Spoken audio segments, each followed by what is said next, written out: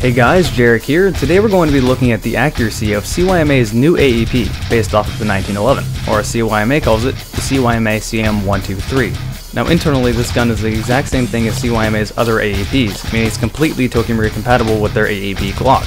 This includes the Glock extended magazine, which would look kinda funky in the 1911 AEP, but it would work.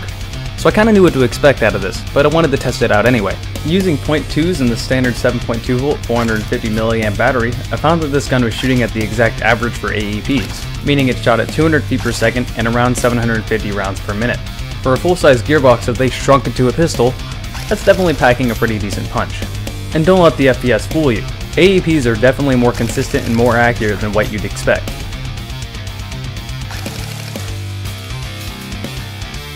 Since I already knew what the AEPs were capable of, the first target I shot at was the headshot target at 100 feet away.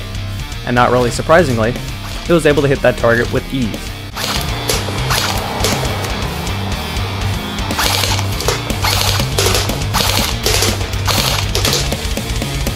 Now I'd like to apologize for the low lighting issues of this video. It was 3:30 p.m. when I was filming this, and it gets completely dark at 4 p.m. in Portland, Oregon at the end of December, so I didn't have much daylight left, so the camera wasn't focusing correctly.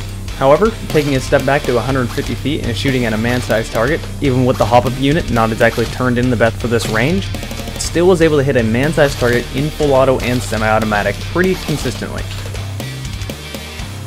The next target I shot at was the headshot target at 150 feet away. This is the furthest range I have and is usually too far to hit for any gas blowback pistol.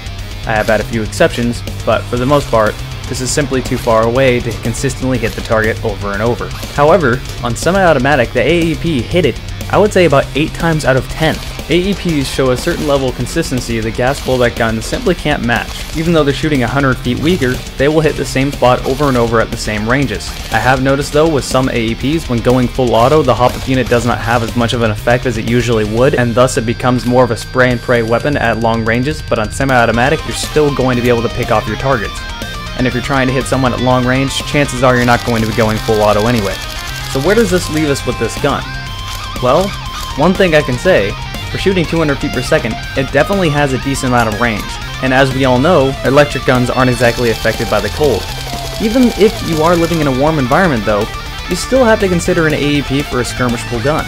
They definitely have performance on their back, and the design is a brilliant design. So I guess the bottom line is, this thing definitely is accurate, and if you want an accurate, affordable, consistent gun that you want to use for skirmishes, that'll be a good backup for your AEG, this is definitely one that you're going to want to look at. So that concludes this accuracy test. Hope you enjoyed it, and I'll see you guys next time.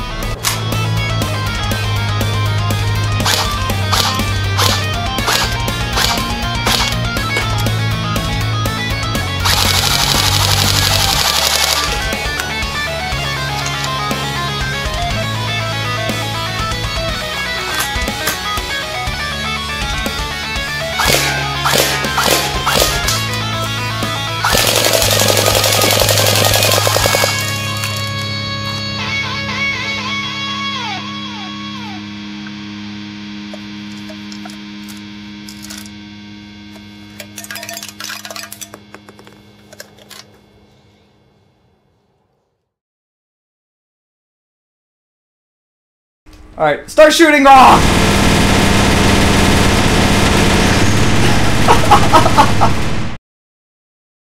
Okay, so something funny happened. The way I get to a lot of these games is my father works at this arena as one of his many jobs.